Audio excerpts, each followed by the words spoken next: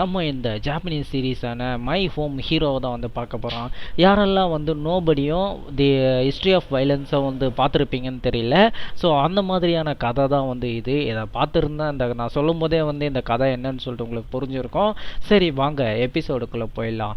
Episode ஸ்டார்டிங்கில் வந்து பார்த்தீங்கன்னா ஒரு பெரிய ஆக்சிடென்ட் பிளேஸை தான் வந்து காட்டுவாங்க. அந்த பிளேஸில் நிறைய பேர் வந்து அங்கே ஏதோ பயங்கரமான ஆக்சிடென்ட் ஆகிடுச்சின்னு பேசிக்கிட்டு இருக்கும் போது அப்போ தான் வந்து பார்த்தீங்கன்னா நம்ம ஹீரோ வந்து தன்னுடைய வேலைகளை வந்து முடிச்சுட்டு அவர் ட்ரெயின்லேருந்து வந்துட்டு இருப்பார். அப்போ தான் அவங்க பொண்ணுக்கு வந்து ஃபோன் போட்டு ஹாய் சலம், நம்ம இன்னைக்கு இப்போது டின்னர் சாப்பிட்லாமா அப்படின்னு சொல்லி கேட்குறப்போ, அப்பா நீங்கள் மதியம் சாப்பிட்லையான்னு சொல்லிட்டு அவள் கேட்க, ஆமாம் நான் மதியம் சாப்பிட்லன்னு சொல்லிட்டு அவரும் சொல்லுவார். சொல்லிகிட்டே வந்து நான் உனக்காக வந்து ஹோட்டலில் காத்திருக்கேன் அப்படின்னு சொல்லிட்டு அவர் ஹோட்டலுக்கு வந்து போயிடுவார். ஹோட்டலுக்கு போனதுக்கப்புறம் அவர் சாப்பாட்டுக்காக வெயிட் பண்ணிகிட்டு இருக்கும்போது சில போலீஸ் இன்ஃபர்மேஷன்லாம் வந்து படிச்சுக்கிட்டே இருப்பார். அப்போ தான் ஏதோ அவருடைய ஃபேவரட் புக்கு ஒன்று ரிலீஸ் ஆனதாகவும் அதை நம்ம வாங்கணும் அப்படின்னு நினச்சிக்கிட்டு இருக்கும்போது உடனே வந்து அந்த இடத்துக்கு தான் அவளுடைய பொண்ணு வந்து பார்த்தீங்கன்னா மூகம் ஃபுல்லாக வந்து மாஸ்க்கை போட்டுக்கிட்டு வருவா. மாஸ்க்கை போட்டுக்கிட்டு வரும்போது நீ எப்போ இதுலேருந்து செலிப்ரிட்டி ஆன வச்சாலும் நீ உன்னுடைய மாஸ்க்கை கழட்டலாமே அப்படின்னு சொல்கிறப்போ, கழட்டினா அவன் முகம் ஃபுல்லாக வந்து காயப்பட்டிருக்கும். அந்த காயத்தை பார்த்துட்டு இது என்ன அப்படின்னு சொல்லிட்டு கேட்குறப்போ, அப்பா நான் வலிக்கு விழுந்துட்டேன் அப்படின்னு சொல்லிட்டு அவளும் சொல்லுவா. அது சொன்னதை கேட்டு என்ன 4 முறை வலிக்கு விழுந்தியா அப்படின்னு அவங்க அப்பா வந்து கேட்பாரு. கேட்கும் போது வந்து அவங்க வந்து சாப்பாடை வந்து ஆர்டர் பண்ணுவாங்க. அவர் தான் சொல்லுவார், இதுக்கெல்லாம் காரணம் உன்னுடைய பாய் ஃப்ரெண்டு தானே அப்படின்னு சொல்லிட்டு கேட்குறப்போ, அதை கேட்டதுக்கப்புறம் அவள் வந்து கோபமாக கோச்சிக்கிட்டு ஓடுவா. கோச்சிக்கிட்டே ஓடுறப்போ அவள் பேர் வந்து யுரோக்கா. அவள் வந்து பார்த்தீங்கன்னா அந்த இடத்த வந்து போனதுக்கப்புறம் நான் அப்படி என்ன கேட்டுட்டேன், என்னுடைய பொண்ணுடைய உடம்புல வந்து அடிபட்டிருக்கு, அதுக்கான காரணத்தை தானே கேட்டேன், இதை பற்றி மக்கள்கிட்ட வந்து பேசக்கூடாது போல் அப்படின்னு அவரு வந்து கேட்டுக்கிட்டே வந்து அந்த பொண்ணு இருக்க வீட்டுக்கு வந்து நடந்து போவார். நடந்து போயிட்டு இருக்கும்போது அங்கே சில பேர் வந்து அவங்க பொண்ணு இருக்க அப்பார்ட்மெண்ட்லேருந்து வெளியே வந்ததுக்கு நான் இந்த கோவத்துக்கு வந்து அவளை போட்டு செம்மடி அடிச்சிட்டேன்னு சொல்லிட்டு ஒருத்தவன் பேசிக்கிட்டே வந்து வெளியே வருவான். அவனை வந்து பார்த்துட்டு ஒருவேளை அவள் பேர் வந்து யுரோக்கா அப்படின்னு சொல்கிறப்போ, என்னது யுரோக்காவா, அவன் மட்டும் நான் தேடுற யுரோக்காவா இருக்கக்கூடாது நம்ம ஹீரோ நினச்சிக்கிட்டே இருக்கும்போது அவர் வந்து இவனை ஃபாலோ பண்ணிகிட்டே வருவார். அவர் வந்து பார்த்தீங்கன்னா ஒரு அஜால் குஜாலான அப்பார்ட்மெண்ட்டான வந்து நிற்கிறப்போ அதை ஒருத்தவங்க வந்து பார்த்துட்டு என்ன உங்களுக்கு எதனா புதுசாக வேணுமா அப்படின்னு சொல்லிட்டு வந்து ஒருத்தவங்க கேட்பான்.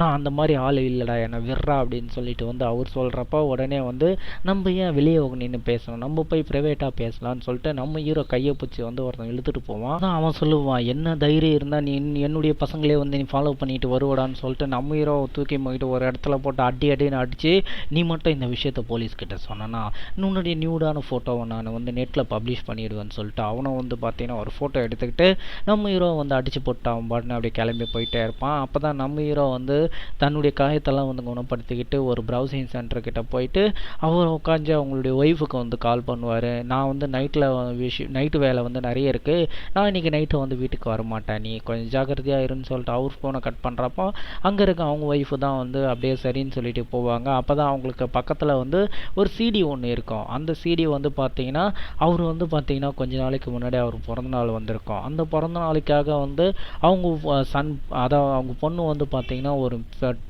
டோனை வந்து வாசித்து கொடுத்துருப்பா.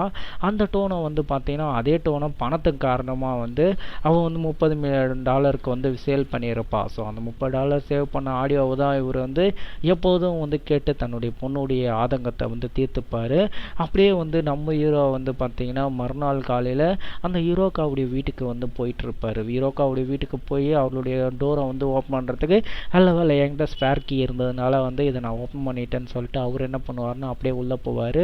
உள்ளே போனதுக்கப்புறம் வந்து பார்த்தீங்கன்னா அங்கே தான் வந்து பார்த்தீங்கன்னா அவனுடைய பாய் ஃப்ரெண்டு வருவார். நல்ல வேலை நான் வந்து அவன் வந்து ரவுடி பையனாக இருக்க மாட்டான்னு நினச்சினே, ஆனால் இவன் எதுக்கு உள்ளே வரான் அப்படின்னு சொல்லிட்டு வந்து அவர் நினச்சிட்டு இருக்கும்போது அவன் வந்து உள்ளே வந்துட்டு, ஏய் நான் ஒன்றும் தப்பு பண்ணலை, என்னை ப்ரொடெக்ட் பண்ணுறதுக்கு யாரும் அந்தளவுக்கு காசும் வந்து தர தேவையில்லை பார்த்தா அவங்க அப்பா என்ன பண்ணுவார்னா அங்கே இருக்க ஒரு கபோர்டுக்குள்ளே போய் ஒளிஞ்சிட்டு இருப்பார். அப்போ தான் வெளியே நடக்கிறத வந்து வேடிக்கை பார்த்துட்டு இருப்பார். அவனா சொல்வானா, நான் வந்து அந்த பொண்ணு கூட இருக்கிறது அவங்க தாத்தா கிட்டே இருக்க சொத்துக்காக மட்டும்தான், அந்த சொத்து என் கைக்கு வந்ததுன்னா இவளையும் வந்து எல்லா பொண்களையும் மேலே ஆட்டி படைப்பான் அப்படின்னு சொல்லிட்டு அவன் சொல்கிறத வந்து கேட்டுக்கிட்டே இருக்கும்போது சடனாக இவருடைய ஃபோனு வந்து அடிக்க ஆரம்பிக்கும். இவருடைய ஃபோனை வந்து அடிக்க ஆரம்பித்ததுக்கப்புறம் அதை பார்த்து வந்து அவர் வந்து கட் பண்ண ட்ரை பண்ணுவார். ஆனால் வந்து அந்த பயபலை வந்து பார்த்துட்டு இவர்கிட்ட வரும்போது அப்போ தான் வந்து அவனுக்கு வந்து இன்னொரு ஃபோன் அடிக்கும். அதை வந்து பார்த்துட்டு அவன் எடுக்கும்போது அவன் வந்து என்னை ஃபாலோ பண்ணிட்டு வந்தான், நான் இந்த ஹீரோக்கா வந்து அவளுடைய அப்பாவை ஃபாலோ பண்ணி என்னை வந்து கண்டுபிடிக்க பார்க்குறாளா அப்படின்னு சொல்லிட்டு அவன் ரொம்ப கடுப்பாகி கத்துவான். கீழே தான் வந்து காட்டுவாங்க. அந்த இடத்துல சில பேர் வந்து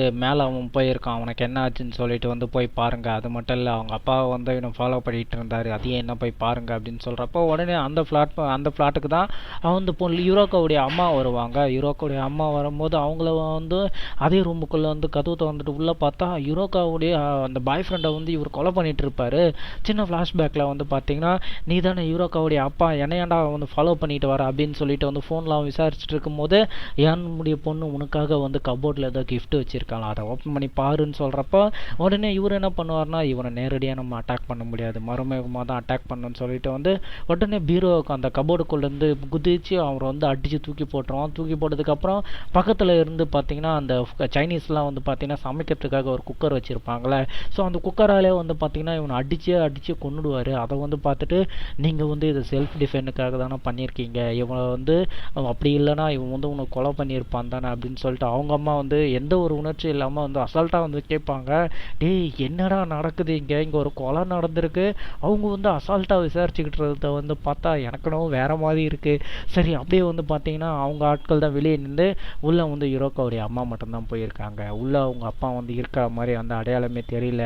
அது மட்டும் இல்லை, இவர் சொல்லுவார் உடனே, இவன் வந்து பார்த்தீங்கன்னா எனக்கு எதிராகவே வந்து கொலை பண்ணுற மாதிரி என்னை வந்து பிளாக்மெயில் பண்ணியிருக்கான், இவன் வந்து கொலையை மறைக்கிறதுக்கும் வந்து தயங்க மாட்டானுங்க போல அப்படின்னு சொல்லிட்டு அவர் சொல்கிறப்போ உடனே இவங்க தான் வந்து சொல்லுவாங்க, அப்பயே அவங்க செய்யறதை நம்ம ஏன் செய்யக்கூடாது அப்படின்னு கேட்பாங்க.